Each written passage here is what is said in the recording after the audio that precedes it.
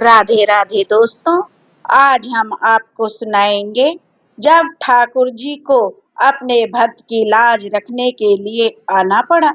अगर आप हमारे चैनल पर नए हैं तो प्लीज हमारे चैनल को सब्सक्राइब करें, वीडियो को लाइक करें और शेयर करें। दोस्तों, बात उस समय की है जब एक छोटे से गांव में मोहन नाम का एक व्यक्ति रहता था। मोहन के परिवार में उसकी बेटी और उसका बेटा था। बेटी का नाम जो सावित्री था और बेटे का नाम रामू। अब जो मोहन के पास अपने कोई खेत तो थे नहीं, वह दूसरे के खेतों में काम करके अपना घर चला रहा था। मोहन की भगवान में बहुत ही श्रद्धा थी और वह भगवान श्री कृष्ण का भक्त था। सुबह शाम काम पर जाने से पहले मोहन हमेशा ईश्वर से प्रार्थना किया करता था।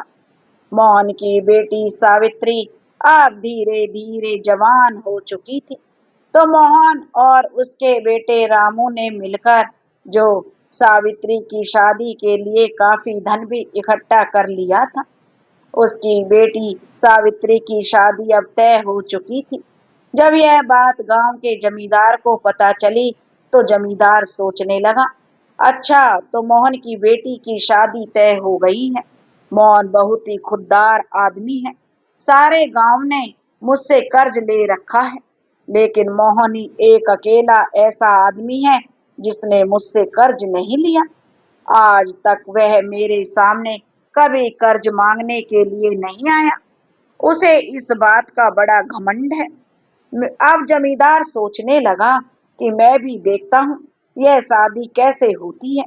अभी रंगा और बिल्ला को बुलाता हूँ। असल में रंगा और बिल्ला पुराने चोर थे और वह पैसों के लिए जमींदार के सभी उल्टे सीधे काम किया करते थे। ऐसा सोचकर जमींदार रंगा और बिल्ला को बुलाता है और उनसे कहने लगता है कि देखो रंगा बिल्ला, मेरी बात ध्यान से सुना और पता लगाओ कि मोहन ने अपनी बेटी की शादी के लिए जो जेवर बनवाए हैं वह कहाँ पर रखे हैं, और तुम दोनों जाकर उनको चुरा कर ले आओ।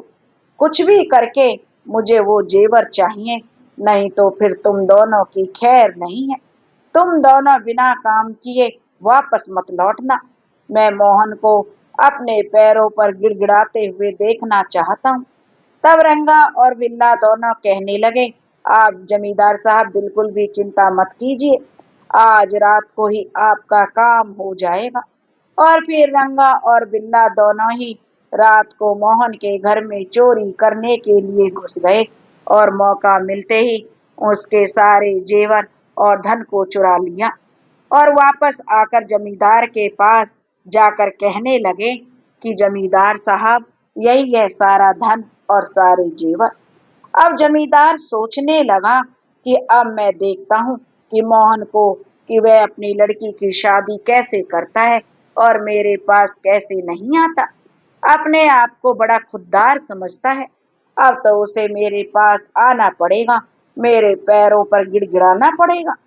अगली सुबह जब मोहन को पता चला कि उसके घर में चोरी हो चुकी है तो वह जोर जोर से चिल्ला चिल्ला कर गांव वालों के सामने कहने लगा कि हे मुरारी, मैंने तेरी इतनी भक्ति की है, यह मेरे साथ क्या अनर्थ हो गया। 2 दिन बाद मेरी बेटी की शादी है, अब मैं लड़के वालों को क्या मुंह दिखाऊंगा।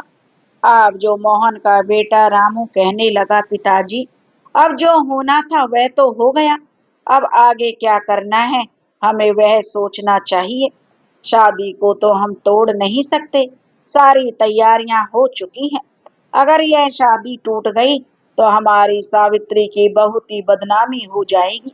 मुझे तो लगता है पिताजी, आपको जमींदार से कुछ रकम उधार ले लेनी चाहिए ताकि हम अपनी सावित्री की शादी आराम से कर सकें।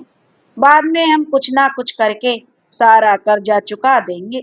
अभी हम लोगों को सिर्फ शादी के बारे में सोचना चाहिए। मोहन बोला, हाँ बेटा रामू, तुम बिल्कुल ठीक कहते हो। मैं अभी जमींदार साहब के पास जाकर कुछ पैसे उधार लेकर आता हूँ।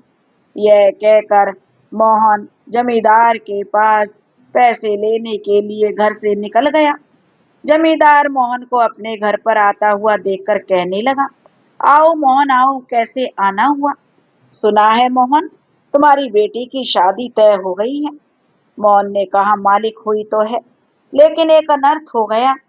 कल रात को मेरे घर चोरी हो गई और जितने भी जेवर और पैसे थे वह सब चोर चुरा कर ले गए। अब मुझे कुछ भी समझ नहीं आ रहा कि मैं क्या करूं। जमींदार को तो पहले से ही सब कुछ पता था, फिर भी वह नाटक करते हुए कहने लगा, अरे यह तो बहुत बुरा हुआ मोहन तुम्हारे साथ। खैर तुम चिंता मत करो, यह बताओ कि यहाँ पर कैसे आना हुआ? बेचारा मोहन जमींदार से बोला, मालिक उसी बारे में मैं आपसे बात करने के लिए आया हूँ। आप तो जानते हैं कि अब मेरे पास कुछ नहीं बचा है, इसी वजह से मुझे धन की आवश्यकता है। यह सुनकर जमींदार मन ही मन बड़ा खुश हुआ। सोचने लगा, यह हुई ना बात, अब आया ना ऊंट पहाड़ के नीचे। उसने मोहन से कहा, देखो मोहन, कर्ज तो मैं तुम्हें दे दूंगा, लेकिन तुम चुकाओगे कब? तुम्हारे पास तो गिरवी रखने के लिए कुछ भी नहीं है। मोहन ने जमींदार से कहा, मालिक मैं और मेरा बेटा दोनों बहुत ही मेहनत करेंगे, बहुत काम करेंगे और जल्दी से जल्दी आपकी दी हुई रकम चुका देंगे। मुझ पर विश्वास कीजिए मालिक।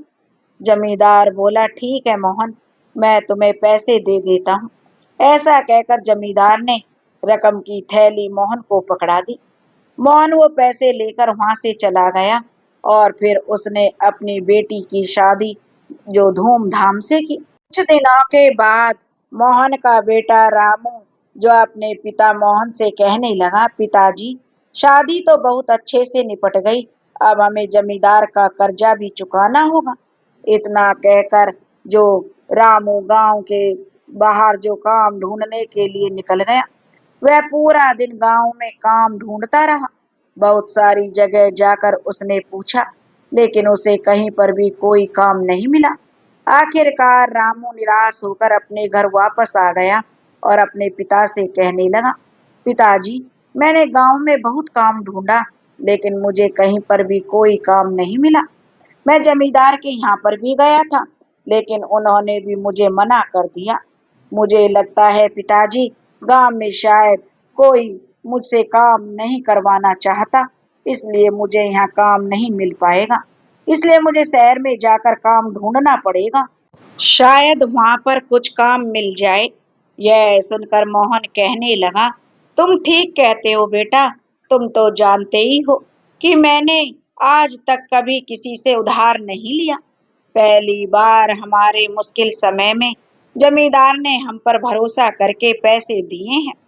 जमींदार एक अच्छा आदमी है, हमें उसके पैसे समय रहते लौटा देने चाहिए। अब जो मोहन का बेटा बोला, पिताजी आप चिंता मत कीजिए, मैं शहर जाकर कुछ ना कुछ काम जरूर ढूंढ लूंगा और जल्दी से जल्दी जमींदार का कर्जा लौटा दूंगा, आप बिल्कुल निश्चिंत रहिए। इतना कहकर रामू शहर चला गया और किस्मत का करना कुछ ऐसा हुआ कि वहां पर उसे एक सेठ के यहाँ पर अच्छी नौकरी मिल गई। कुछ ही दिनों के बाद रामू पैसे कमाकर गांव वापस लौट आया। लौटते ही उसने अपने पिताजी से कहा, पिताजी आपके आशीर्वाद से मुझे शहर में अच्छी नौकरी मिल गई है और मैंने अच्छी खासी रकम भी जमा कर ली है। उसने रकम की थैली अपने पिता मोहन को दे दी और कहा, पिताजी अब आप जाकर जमींदार का सारा कर्जा चुका दीजिए। मोहन ने कहा, बेटा यह तुमने बहुत ही अच्छा काम किया है। मैं दिन रात यही सोचता रहता था कि जमींदार का पैसा समय पर लौटा पाऊंगा या नहीं। आज तुमने यह खुशखबरी देकर मुझे चिंता से मुक्त कर दिया है। मैं अभी जाकर जमींदार का सारा पैसा वापस लौटा कर आता हूँ। तब रामू बोला, अच्छा पिताजी आप जाइए और पैसे लौटा कर आइए, लेकिन मुझे तो अभी के अभी शहर वापस जाना होगा, क्योंकि मुझे अभी वहां पर काफी काम है। मैं अब वापस शहर के लिए निकलता हूँ। यह कहकर रामू वापस शहर के लिए लौट गया। इसके बाद मोहन पैसे लेकर जमींदार के घर की तरफ चल दिया।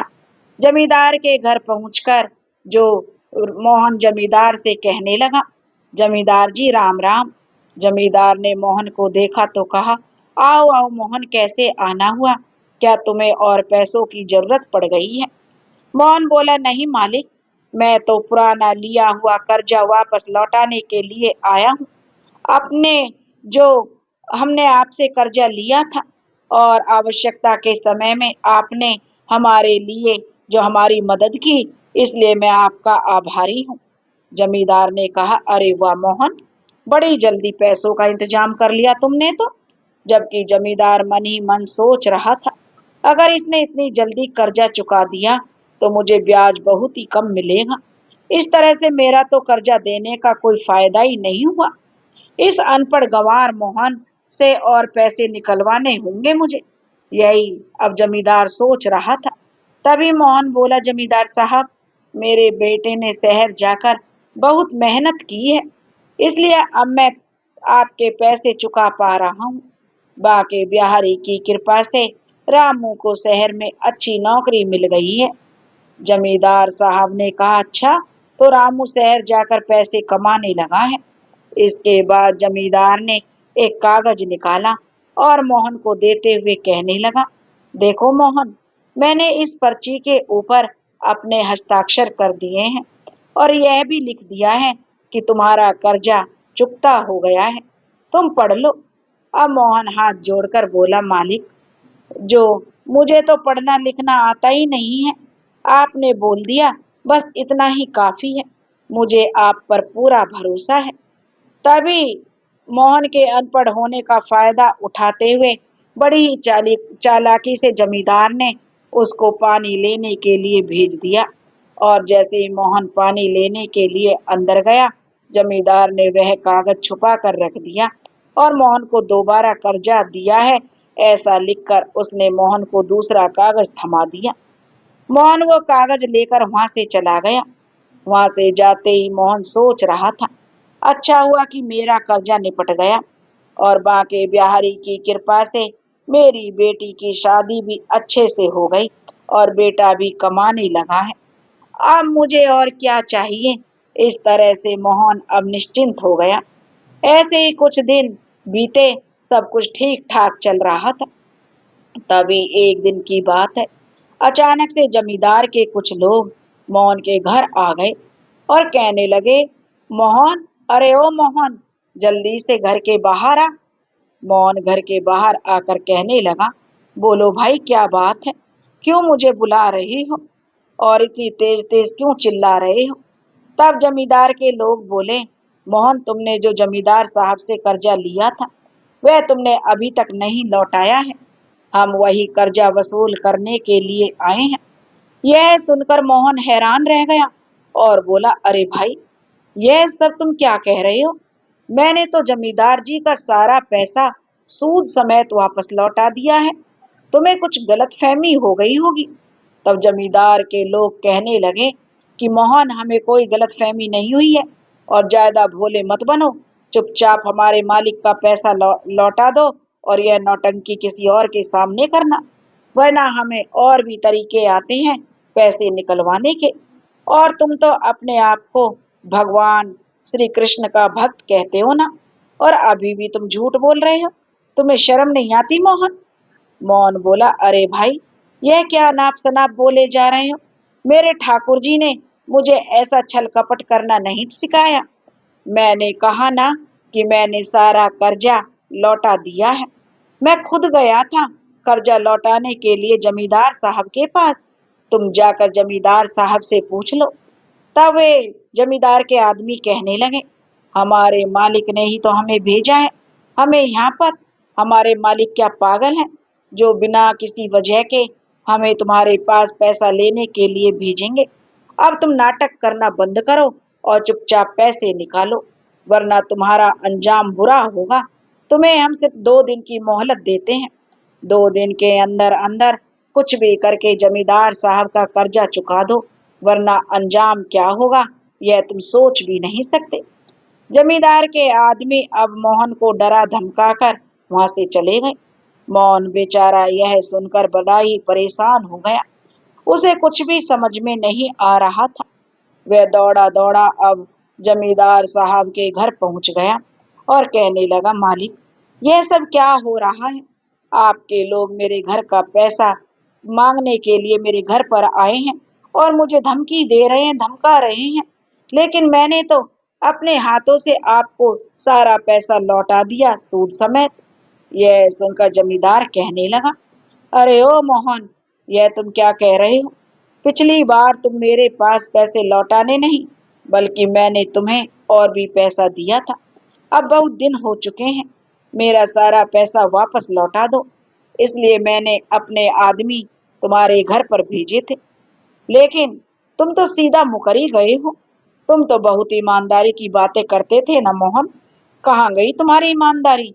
मैंने तुम्हें बिना कुछ भी गिरवी रखे पैसे दे दिए थे। यह मेरी ही गलती थी जो मैंने तुम्हें पैसा दिया। मोहन को अब यह सुनकर बड़ा गुस्सा आया। वह कहने लगा, जमींदार साहब, तुम इतने झूठे और मक्कार इंसान निकलोगे, यह तो मैंने कभी सोचा भी नहीं था। मैं तो तुम्हें एक बहुत ही अच्छा इंसान समझता था। अब मुझे समझ आ गया कि बिना कुछ गिरवी रखे हुए तुमने मुझे पैसा क्यों दिया था। तुमने तो मेरी मजबूरी का फायदा उठाया था। ठाकुर जी तुम्हें कभी माफ नहीं करेंगे। याद रखना, उनके घर देर है अंधेर नहीं, वह इंसाफ जरूर करेंगे। तुम्हारे कर्मों का फल तुम्हें जरूर मिलेगा। यह सुनकर जमींदार कड़क आवाज में बोला, यह सब भाषण किसी और के सामने सुनाना मोहन। मुझे तो मेरा पैसा चाहिए। मैं सिर्फ तुम्हें जो 2 दिन की मोहलत देता हूँ। अगर तुमने इन 2 दिनों में मेरा पैसा नहीं चुकाया तो इसका अंजाम बहुत ही बुरा होगा। तुम तो जानते नहीं हो मोहन की मेरे आदमी मेरे एक इशारे पर तुम बाप बेटे का क्या हाल कर देंगे। अब यहाँ से निकलो, मुझे और भी बहुत से काम है। निराश होकर बेचारा मोहन वहां से वापस आ गया। अब वह काफी परेशान था। मोहन न्याय पाने के लिए गांव के मुखिया जी के पास जाने का फैसला कर लेता है। मोहन फिर अगले ही दिन मुखिया जी के घर पहुंच जाता है और उन्हें जमींदार की सारी सच्चाई बताता है, और फिर यह मामला गांव की पंचायत में पहुंच जाता है। उसी दिन पंचायत की कार्यवाही शुरू हुई और मुखिया पंचायत में कहने लगे कि मोहन ने जमींदार पर आरोप लगाया है कि जमींदार ने मोहन के साथ धोखाधड़ी की है। मोहन का कहना है कि उसने जमींदार से अपनी बेटी सावित्री की शादी के लिए कुछ रकम उधार ली थी और सूद समेत उसे वापस भी लौटा दी, लेकिन जमींदार का कहना है कि मोहन ने उसे पैसे नहीं लौटाए। जमींदार, तुम्हारा इस बारे में क्या कहना है? जमींदार कहने लगा, सरपंच जी, मोहन ने मेरे पास पैसे लेने के लिए आया था। उसने मुझसे कहा था कि मेरी बेटी की शादी के गहने और पैसे चोरी हो गए हैं। मोहन ने मुझसे पैसे मांगे और मैंने इसकी हालत पर तरस खाकर उसे बिना कुछ भी गिरवी रखे पैसे दे दिए। सरपंच जी, मुझे नहीं मालूम था कि मोहन ऐसा धोखेबाज आदमी निकलेगा। मैंने तो आवश्यकता के समय उसकी सहायता की और मोहन ने मेरे साथ ही धोखा कर दिया। मोहन ने मुझसे कोई पैसे वापस नहीं लौटाए और यह सारे गांव वालों से कहता फिरता है कि उसने मेरे पैसे लौटा दिए हैं। यह सुनकर मोहन ने कहा, नहीं सरपंच जी, यह जमींदार झूठ बोल रहा है। मेरे बेटे रामू ने बहुत ही मेहनत करके पैसे कमाए थे और जमींदार को मैंने पैसे लौटा दिए। मेरे बेटे को गांव में कोई काम नहीं मिला था, इस वजह से मेरे बेटे ने शहर में जाकर काम ढूंढा और जी तोड़ मेहनत की और उसने पैसे कमाए और मैंने जमींदार का कर्जा वापस कर दिया। जमींदार झूठ बोल रहा है सरपंच जी, मेरा विश्वास कीजिए। मैंने खुद जाकर अपने हाथों से जमींदार को सूद समेत पैसे वापस लौटा दिए थे।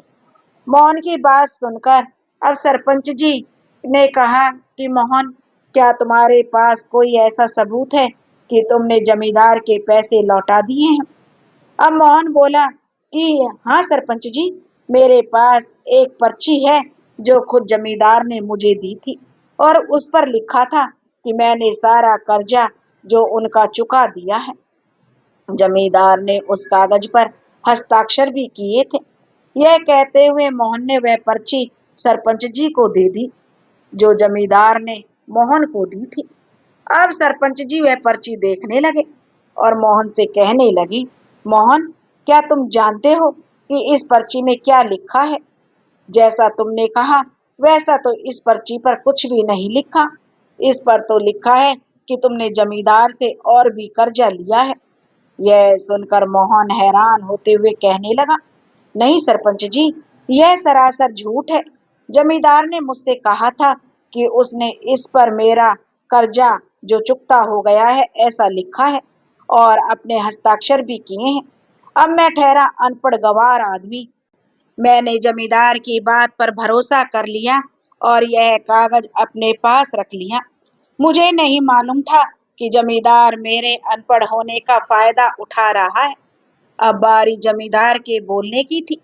वह बोला, अब आप ही फैसला कीजिए सरपंच जी, सबूत आपके सामने है।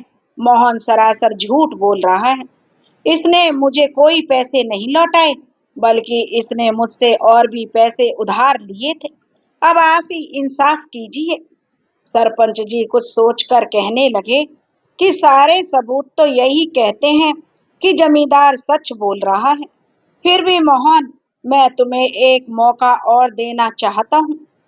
मोहन, कल पंचायत में तुम्हें अपनी बेगुनाही का सबूत देना होगा और आज की सभा यहीं समाप्त होती है।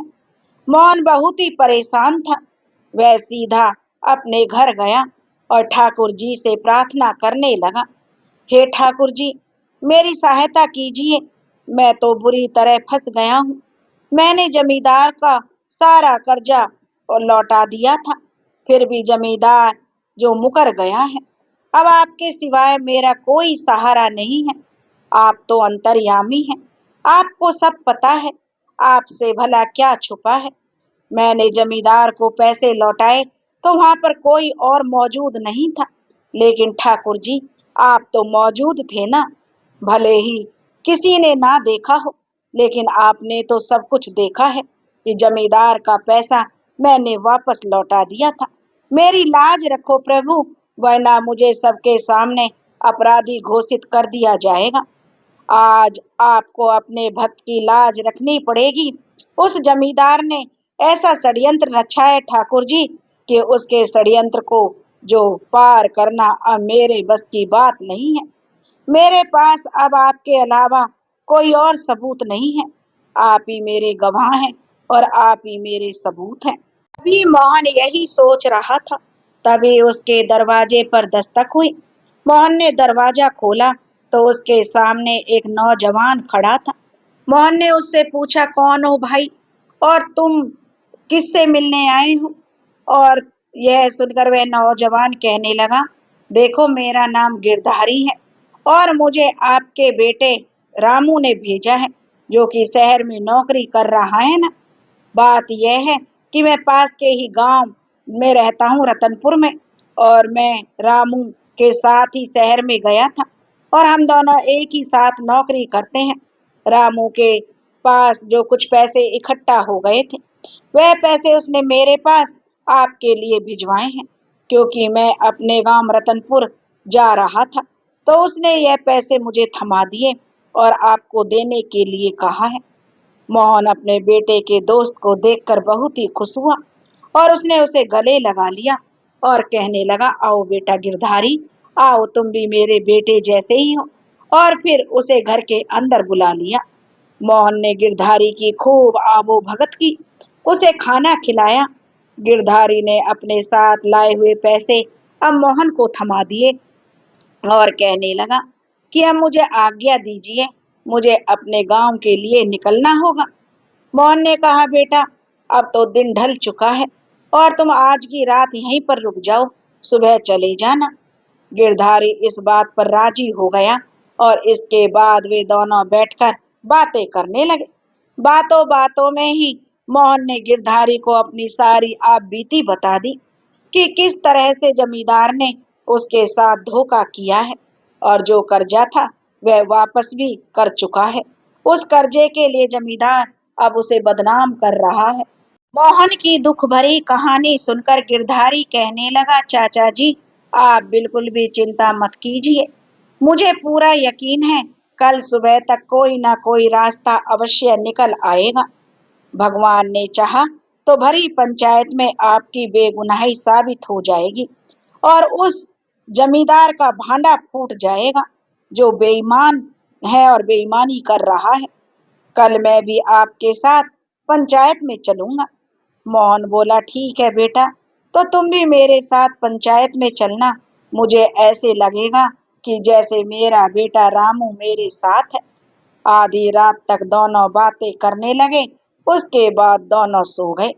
अगली सुबह जब पंचायत शुरू हुई तो सभी पंच, जमींदार और मोहन, गिरधारी और गांव के कई लोग वहां पर मौजूद थे।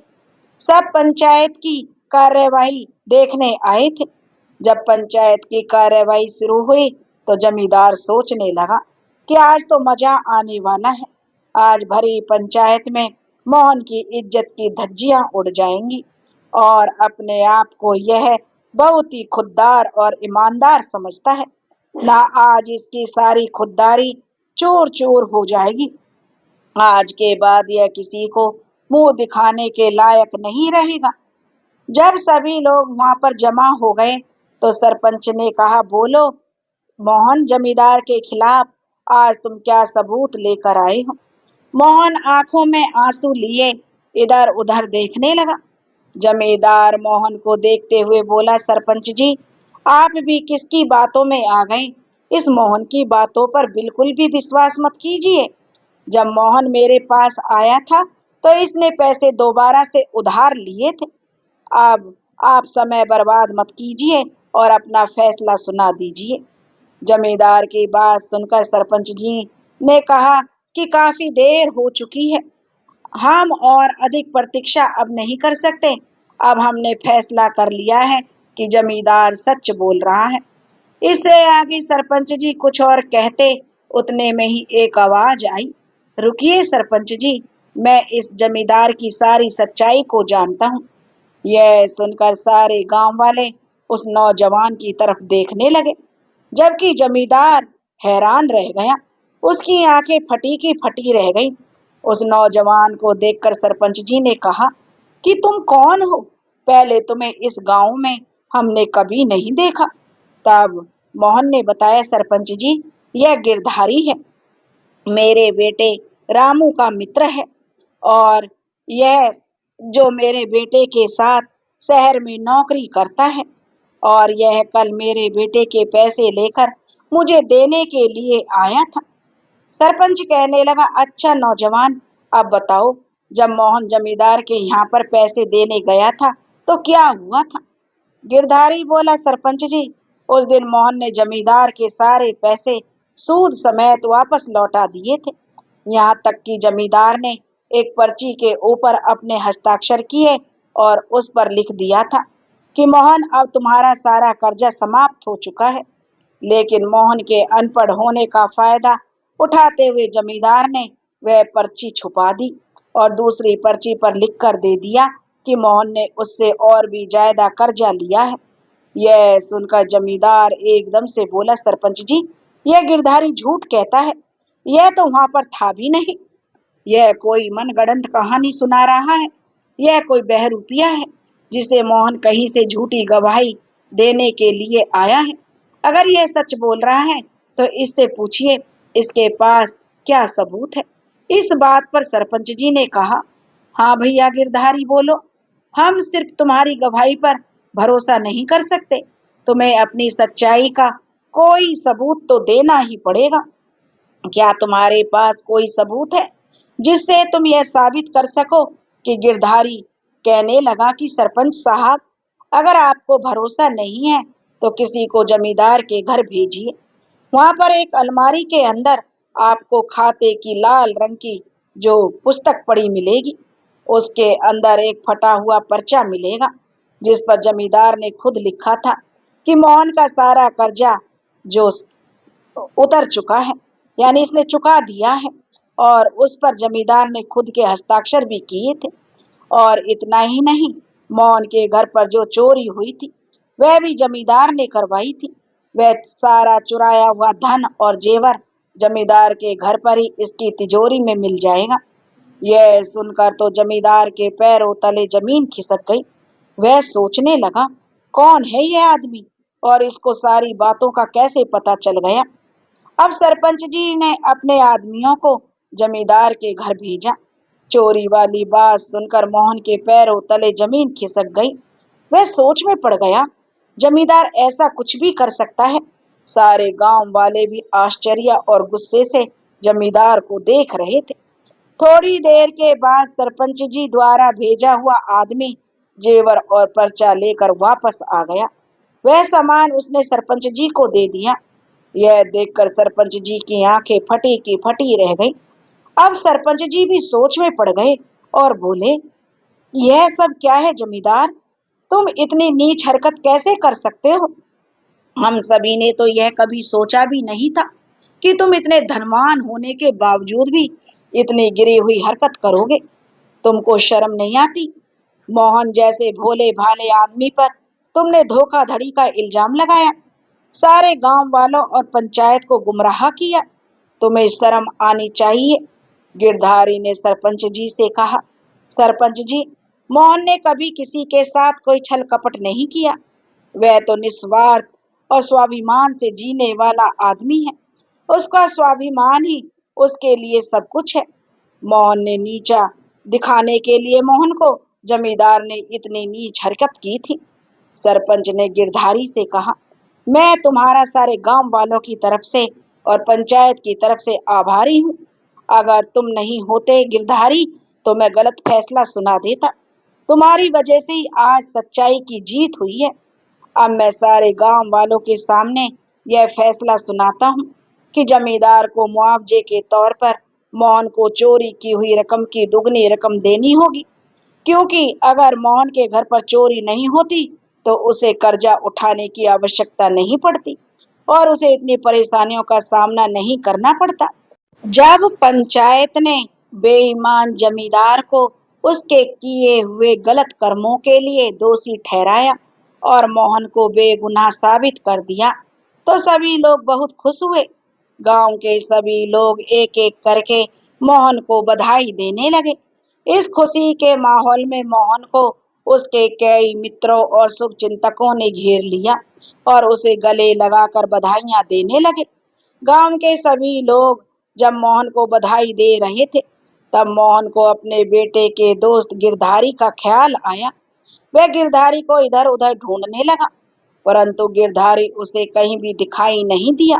बहुत देर तक मोहन ने गिरधारी की तलाश की, परंतु गिरधारी वहां से जा चुका था।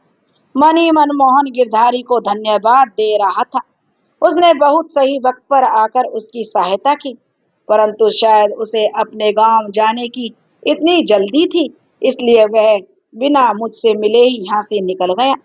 मोहन ने मन में यह फैसला कर लिया कि जब भी उसका बेटा रामू शहर से वापस आएगा तो उसके साथ वह गिरधारी के घर उससे मिलने अवश्य जाएगा, ताकि उसका धन्यवाद कर सके। अब पूरे गांव में मोहन की बेगुनाही साबित हो चुकी थी, जबकि जमींदार पूरे गांव में बदनाम हो चुका था।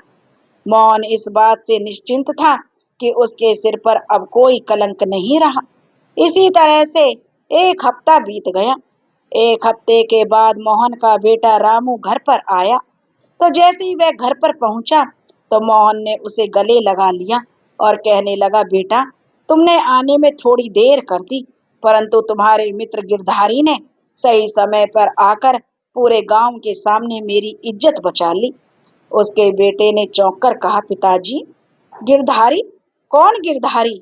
गिरधारी नाम का मेरा तो कोई मित्र नहीं है।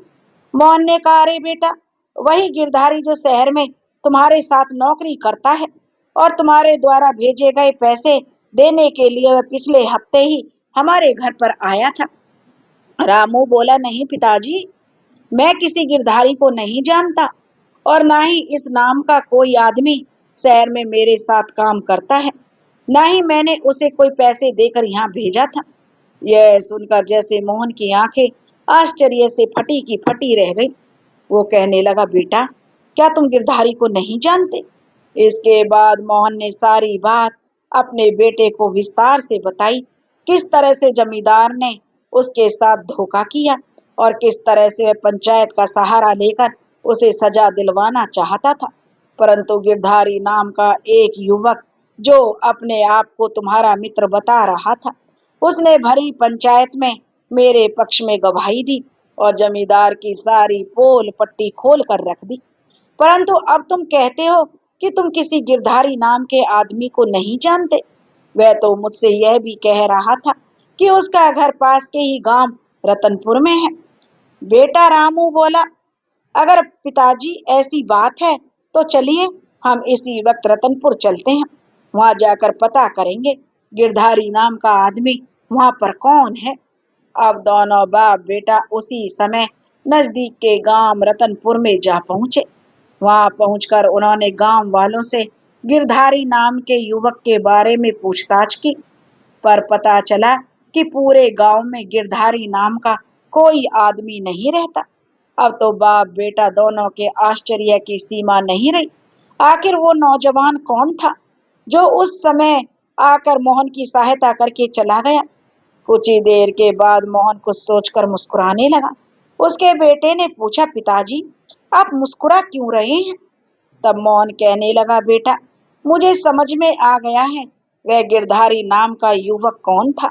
हम उसे इस गांव में जितना भी ढूंढ लें वह हमें कहीं नहीं मिलेगा, क्योंकि वह गिरधारी और कोई नहीं बल्कि स्वयं मेरे ठाकुर जी करुणा निधान भगवान श्री कृष्ण थे, जो अपने भक्त की सहायता करने के लिए आए थे।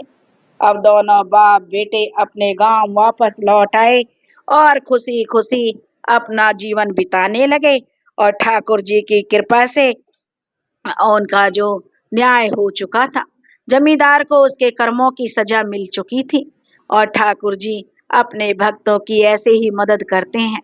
दोस्तों, अब दोनों बाप बेटे खुशी खुशी अपना जीवन बिताने लगे। दोस्तों, जैसे करुणा निधान कृष्ण जी ने मोहन पर कृपा करी और जमींदार को उसकी बेईमानी का फल मिला, ऐसे ही जो ये कहानी कह रहे हैं और जो ये कहानी सुना रहे हैं, हे ठाकुर जी, उन पर भी अपनी कृपा बनाए रखना और इस जन्माष्टमी पर उनकी सभी मनोकामनाओं को पूरी करना।